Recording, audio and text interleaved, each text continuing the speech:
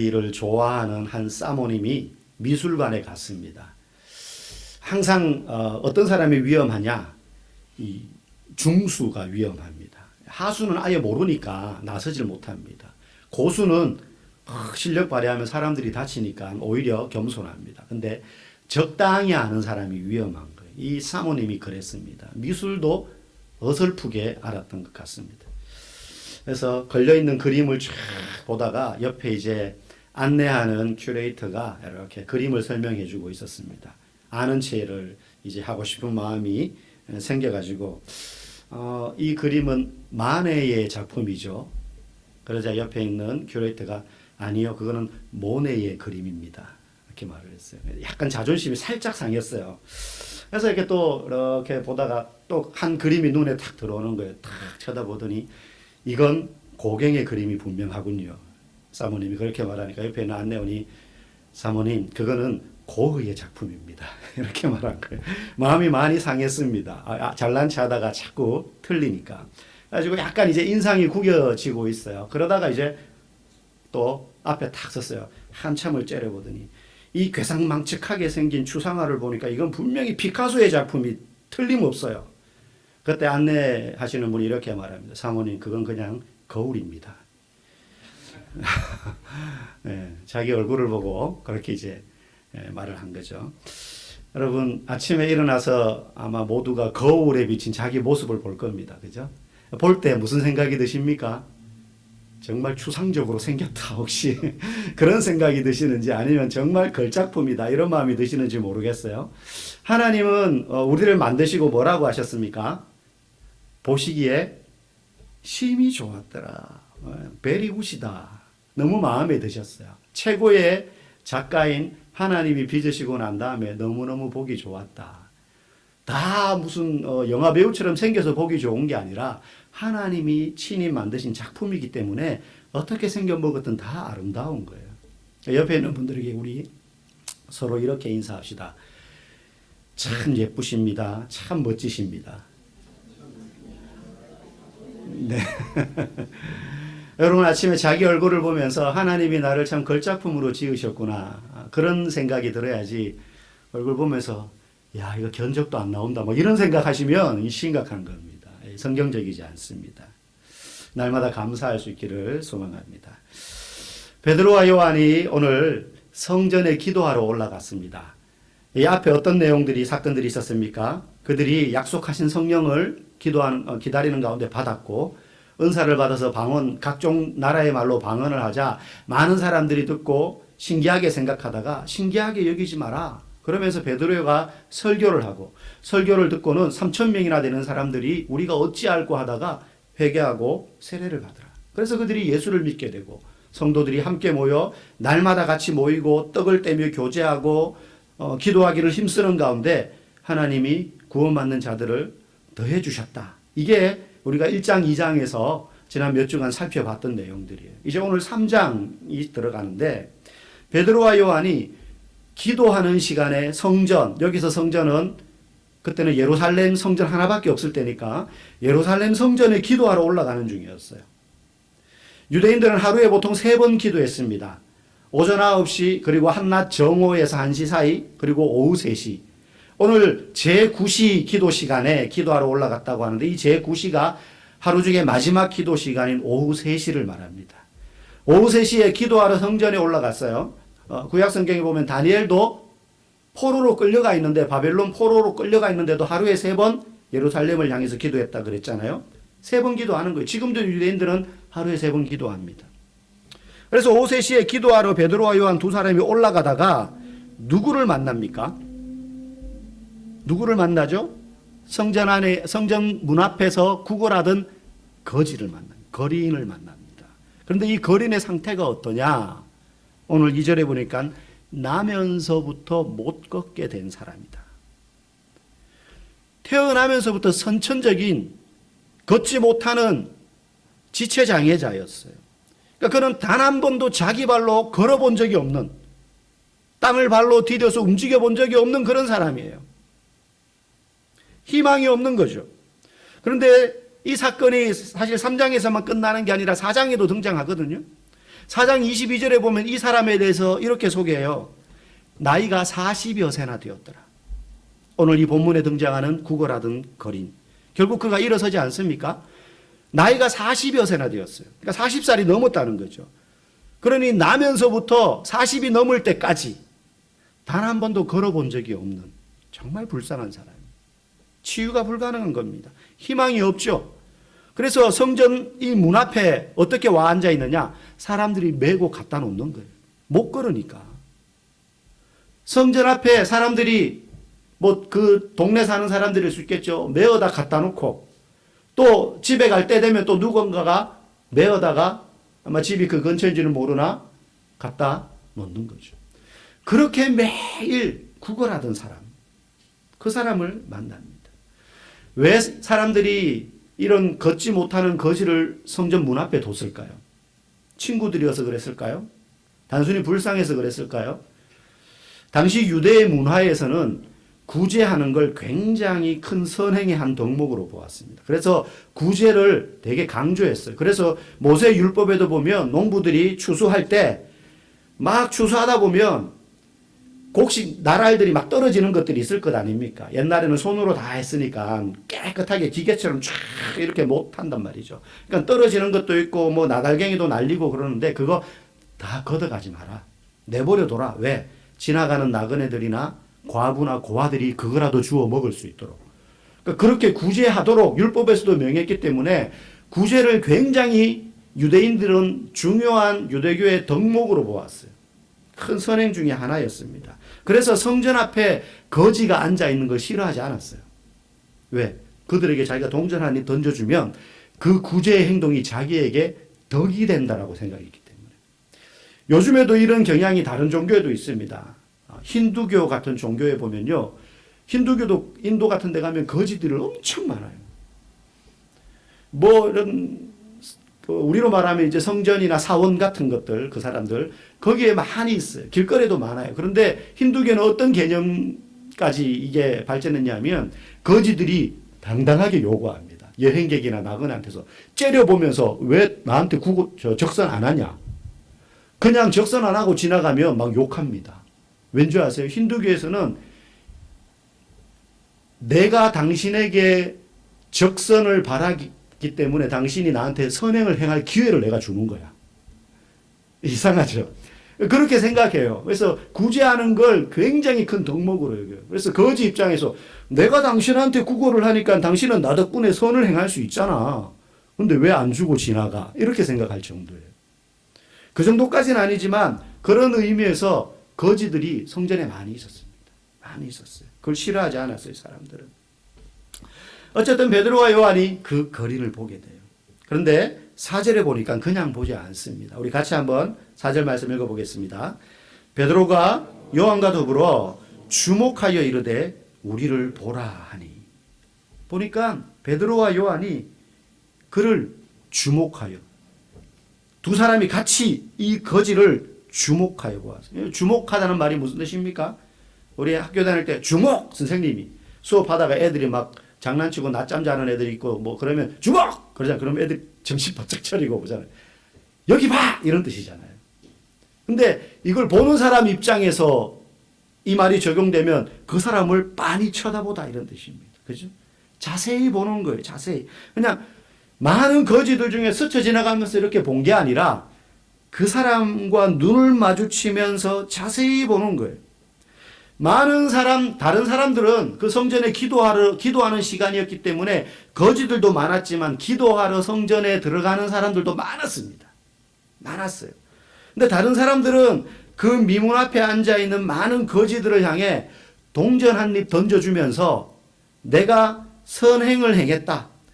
거지들에게 동전을 몇 입 던져주면서 나는 오늘도 이렇게 선행의 덕을 많이 쌓았다.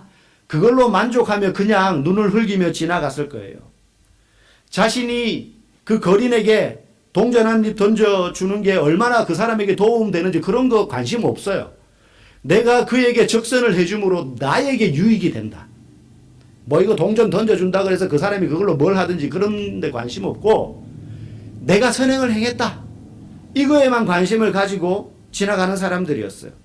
동전 한 입 던져준다고 해서 그가 삶이 완전히 변화되거나 못 걷는 이 거린이 걷게 되거나 이런 거는 전혀 상상도 하지 못했어요. 아무도 이 거지를 주목하지 않았다는 거예요. 그런데 베드로와 요한은 그를 주목했어요. 많은 거지들을 두고 그냥 지나가는데 사람들이 그 거지를 쳐다봤어요. 왜 쳐다봤을까? 다른 사람들처럼 그렇게 동전 한 입 던져주지 않고 그를 쳐다본 이유가 있어요. 그들은 이제 곧 우리가 알듯이 엄청난 기적을 행하게 됩니다. 많은 사람들이 그 장면을 보게 돼요.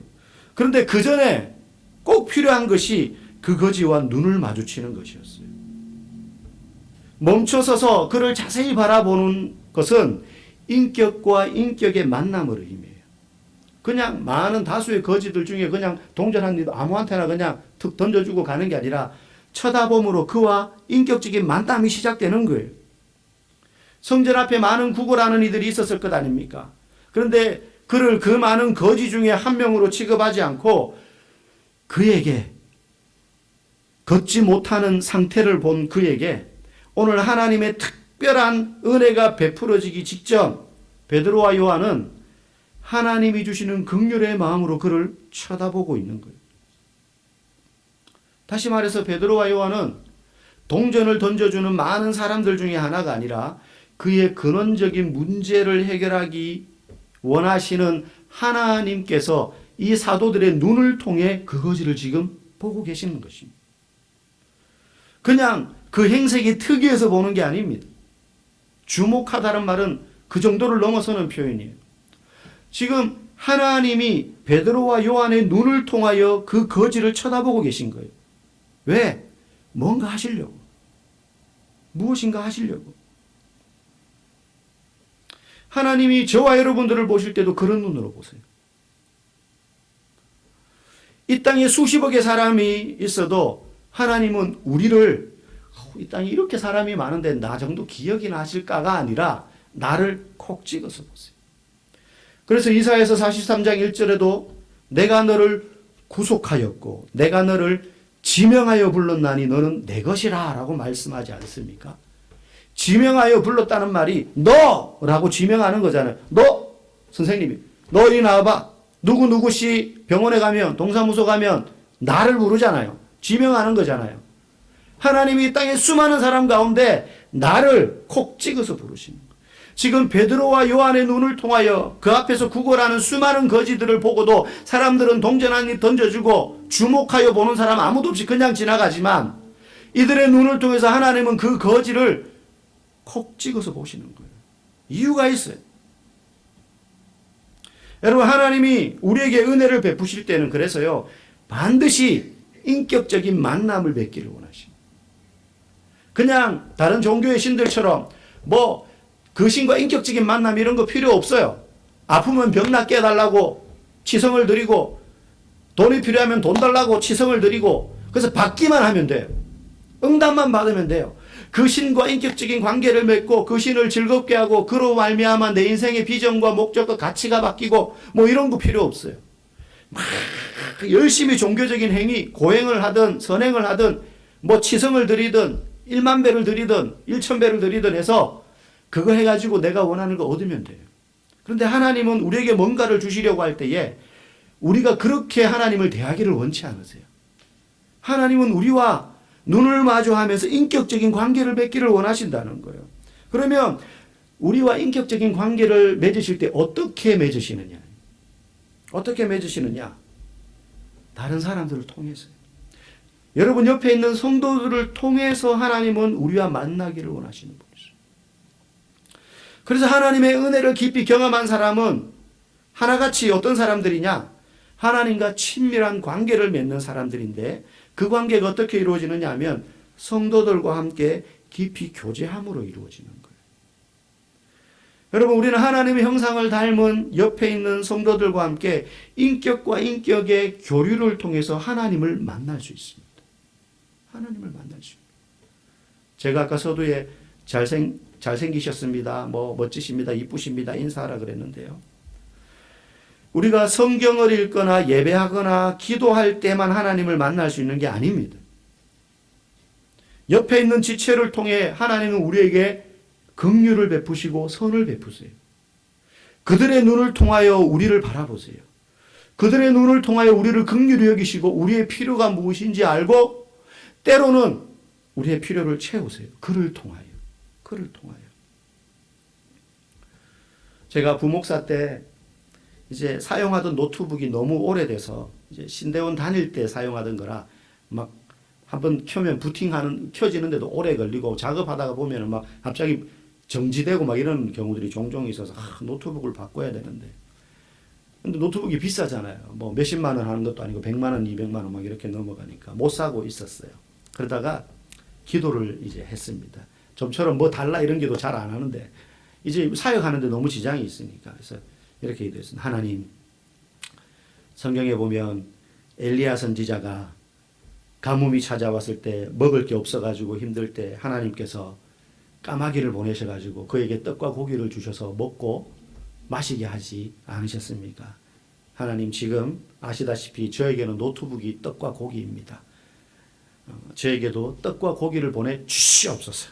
그러면서 이제 기도를 간절히 했습니다. 그리고는 믿음으로, 여러분 기도했으면 믿음으로 행동해야 되잖아요. 믿음으로 돈은 한 푼도 없는데 노트북을 알아보기 시작했습니다. 인터넷에 들어가서 막 이 좋아 보인다. 보면 좋아 보이는 건 비싸요. 이거 엄두가 안 나는데 뭐 이렇게 하면서 그래도 뭐 기도했으니까 그렇게 알아보던 그때 이제 그 교회 청년 중에 한 명이 컴퓨터 전공자가 있었어요. 그래서 그 관련 일을 하는 친구였어요. 어떻게 이야기하다가 자기가 쓰는 노트북을 사지 않겠냐 그러는 거예요. 그러니까 노트북이 괜찮아요. 자기가 산지 한 1년, 쓴지 1년 정도 됐는데 보니까 꽤 싸게 팔겠다. 얼마에 팔래? 50만 원에 팔겠다는 거예요. 목사님이어서 특별히 깎아주는 거. 제가 잘 모르니까 진짜인지 뭔지 모르나 하여튼 50만 원에 팔겠다는 거예요. 되게 좋아 보여요. 제 거에 비하면 막 몇 단계 위에 급이 높은 노트북이에요. 그래서 사겠다라고는 못하고 사고 싶다 이렇게 말을 했어요. 돈이 없으니까. 그래서 이제 돈 생기면 내가 살게. 기도 중에 있다. 어떻게 되었을까요? 사게 되었습니다. 어떤 권사님이 저에게 50만 원을 주셨어요. 50만 원을 주셨어요. 그때 저는 깨달았습니다. 이왕이면 새 걸로 알아볼 걸. 새 걸로 사겠다고 할 걸. 내 믿음이 부족했고 한 200만 원짜리 실을 걸 그냥. 일단 카드로 긁고. 제 믿음이 부족했어. 이왕 기도하는 거 최신형으로 달라고 할 걸. 여러분, 하나님은 성도들을 통해서 우리의 필요를 채우시는 인격적인 분인 줄 여러분 믿으시기 바랍니다. 어느 날 갑자기 하늘에서 뚝떡과 고기가 떨어지는 게 아니에요. 옆에 있는 지체들을 통해서 하나님은 우리를 긍휼의 눈으로 바라보십니다. 우리에게 무엇이 필요한지 그를 통하여 알려주시는 거예요. 그를 통하여 도움을 주시는 거예요. 그래서 뭐 코로나 기간 거치면서 나는 이것도 저것도 싫고 나가면 병 걸릴 것 같고 사람 만나는 것도 싫고 인터넷 통해 가지고 예배드리고 하나님과의 인격적인 만남이 이루어지지 않습니다. 기도하고 혼자 하는 거 좋습니다. 그런데 성도들과 교제하고 거기에서 인격에 부딪힘이 생길 때 그때 하나님의 눈으로 우리를 바라보시는 그 주님의 긍휼하심을 경험할 수 있게 되는 것이죠. 옆에 있는 지체들에게 다시 한번 인사합시다. 당신이 나의 까마귀입니다. 네. 하나님이 그를 통하여 채워주실 줄 믿습니다. 이 베드로가 거지를 주목하여 봅니다. 그리고는 이렇게 말합니다. 우리를 보라. 우리를 보라. 이 말인 거죠. 베드로와 요한이 우리가 너를 주목하여 하나님의 눈으로 보듯이 너도 우리를 보라. 여러분, 이게 우리에게 시사하는 바가 큽니다. 돈 몇 푼이 아니라 그것과 비교할 수 없는 것을 지금 그에게 줄 텐데 그것이 무엇인지 똑똑히 보라는 거예요. 여러분, 우리도 신앙생활할 때 하나님께 기대하는 것들이 많이 있습니다. 직장생활하는 사람, 사업하는 사람은 더 많은 돈을 벌기를 원하고 더 많은 수익을 내기를 원하고 학생은 더 공부를 잘해서 좋은 성적을 얻기를 원하고 아픈 사람은 병이 낫기를 원하고 결혼 정년기에 있는 청년들은 시집 장가가기를 원하고 이상형이 나타나기를 원하고 목사는 교인들이 더 많아지기를 원하는 것들을 하나님 앞에 다 기대해요. 그런데 진짜 중요한 걸 안 해요. 하나님이 나에게 뭔가를 주기를 기대하지만 과연 나는 하나님을 똑바로 쳐다보고 있는가? 오늘 베드로와 요한이 내가 너를 주목하여 보는데 이들의 눈을 통해서 너는 나를 보고 있느냐. 그 말인 거. 우리를 보라. 우리는 하나님이 주실 수 있는 것들보다 그것들보다 더한 것들을 주실 수 있는 하나님을 볼 수 있어야 돼요. 하나님께로부터 오는 것들에 우리의 마음이 현혹되고 빼앗기면 안 됩니다. 언제든지 마음만 먹으면 그런 것들을 우리에게 주실 수 있는 하나님을 봐야 되고 그분과 인격적인 만남 맺기를 갈망해야 돼요. 그래서 평일날에는 우리가 성경 읽고 말씀 묵상하고 기도하고 하다가도 주일날 교회 오면 예배 드린다라는 기쁨도 있지만 성도들과 더불어서 함께 만나고 교제하고 그들과의 만남을 통해서 하나님의 따뜻한 배려를 경험하고 하나님의 위로를 경험하고 하나님의 격려를 경험하고 채우심을 기대하며 주일날 오는 거예요. 그때 우리는 하나님을 주목하여 보게 되는 것입니다. 그저 하나님이 나를 쳐다봐 주셔서 알아서 나에게 필요한 것들을 채워주시기만을 바라는 것이 아니라 그걸 기대하면서도 정작 나의 시선은 세상을 향해 있다면 여러분 눈을 돌려 하나님을 주목하여 보시기를 원합니다. 나는 하나님은 모르겠고 열심히 살지만 하나님 알아서 내 삶을 도와주세요 라고 할 것이 아니라 하나님을 주목하여 우리도 볼 수 있는 여러분 되기를 주의 이름으로 축복합니다. 그러자 우리를 보라 라고 말하는 베드로와 요한의 그 말을 듣고 이 거지가 5절에 행동이 바뀝니다. 읽어볼까요?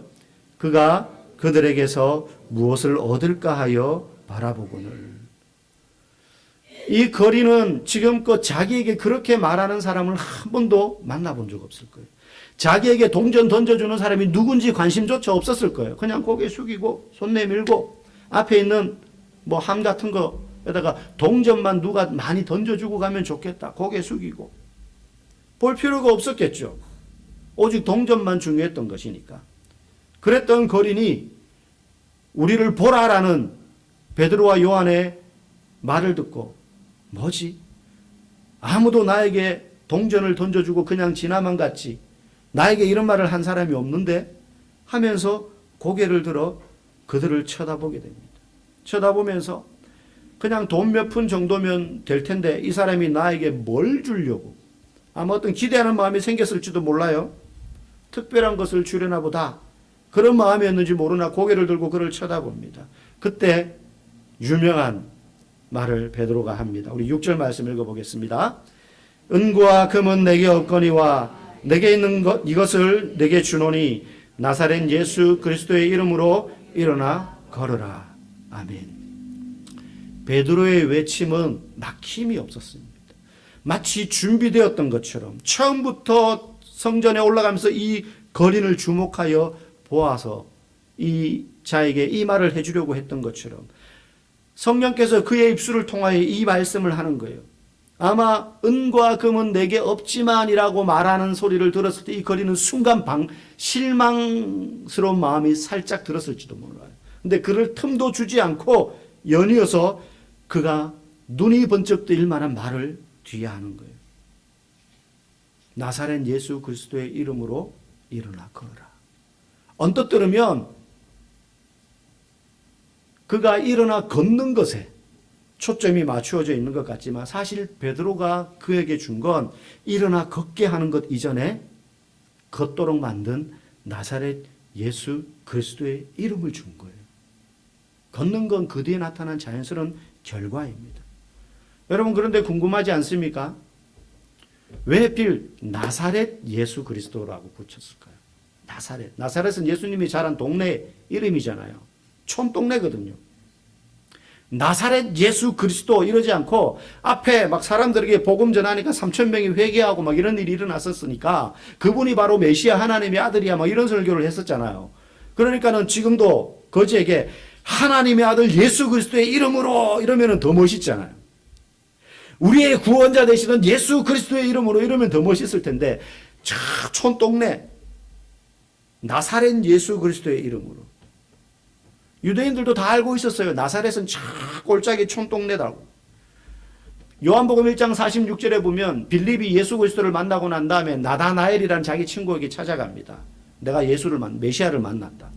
그러자 그가 나사렛 예수다. 나사렛 출신이다. 이렇게 말을 하니까 나다나엘이 그렇게 말하잖아요. 나사렛에서 무슨 선한 게 나겠느냐. 그 촌동네에서 무슨 그런 인물이 나냐. 무슨 메시아가 그런 촌동네에서 나. 이런 뜻이었거든요. 그런데 굳이 나사렛 예수 그리스도의 이름으로 일어나 걸으라. 강남에 있는 맑은샘 동산교회.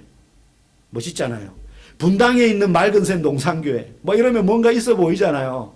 근데 후사리에 있는 맑은샘 동산교회 그러면 촌스럽잖아요. 왠지. 어디에 있는 동네야 거기가 후사리가. 평택에 있어. 그러니까요. 어떤 사람은 평택이 충청도인 줄 알아요. 그럼 제가 당당하게 외치죠. 우리 수도권이야. 우리 수도권이야. 버스로 1시간 반만 가면 서울이야. 여러분 왜 하필 나사렛 예수 그리스도의 이름으로 일어나 걸어라 그랬을까요? 좀 모양이 빠지는 것 같은데. 인류의 구원자로서 죄로 말미암아 죽음의 권세를 이기시고 부활하신 구세주. 그리고 지금 나면서부터 걷지 못했던 이 거지를 능력으로 일으키시는 그 주님이 나사렛과 같은 가장 낮고 구석지고 그런 자리에서 오심을 밝히고 있어요. 왜냐? 질병을 고치고 죽음의 권세를 물리치고 죄의 쇠사슬을 끊어버리는 그 능력은 화려한 이름이나 높은 지위나 고상한 지식이나 강한 힘에서 나오는 것이 아니라 그런 것과 전혀 상관없이 예수 그리스도의 이름에서 나오는 것이기 때문에 그렇습니다. 앞에서 뭘 붙이든 상관없어요. 예수님의 능력은 잘 구비된 환경이나 뛰어난 실력이나 화려한 배경과 상관없습니다. 그렇다고 예수님은 부족한 사람들만 쓰신다는 말은 아닙니다. 어떤 사람이든 어떤 장소든 어떤 환경이든 하나님이 주권적으로 그 사람을 쓰신다는 거예요. 우리의 힘이나 우리의 지식이나 능력에서 나오지 않고 예수의 이름에서 능력이 나오는 줄 여러분 믿으시기 바랍니다. 베드로와 요한은 치유의 기적보다 더 근원적인 것, 곧 예수 그리스도의 이름을 그에게 주었습니다. 나중에 뒤편에 4장 14절에 가면 이 거린이 이제 일어나 걷고 난 다음에 공회에서 담대히 증언합니다. 낫고 끝난 게 아니에요. 그가 받은 예수 그리스도의 이름을 그가 전해요. 그리고 그는 주님의 긍휼로 인해 육신의 치유도 얻었던 것이죠. 사랑하는 성도 여러분, 우리에게도 이 이름이 주어졌어요. 우리에게도 이 이름이 주어졌어요. 나이가 많건 적건 학벌이 좋건 그렇지 않건 상관없어요. 부자와 가난한 자 상관없습니다. 우리 교회가 강남에 있든 후사리에 있든 상관없어요. 중요한 것은 저와 여러분 한 명 한 명이 예수의 이름을 가진 자라는 거예요. 예수의 이름을 가진 자라는 거예요. 그러므로 우리가 정말로 세상에 나누어 주어야 되는 건 우리 교회에 와보십시오. 밥이 맛있습니다. 우리 교회 와보십시오. 예배가 은혜롭습니다. 우리 교회 와보십시오. 목사님이 참 봐줄만 합니다. 뭐 이런 게 아니라 우리 교회 오시면 예수님을 만날 수 있습니다. 예수님을 만날 수 있어요. 내가 만난 예수님을 당신도 만나기를 원합니다. 그 예수의 이름이야말로 우리가 세상에 줄 수 있는 가장 고귀한 이름인 줄 알고 그 이름을 전하며 살아가시는 저와 여러분 되기를 주의 이름으로 간절히 축복합니다.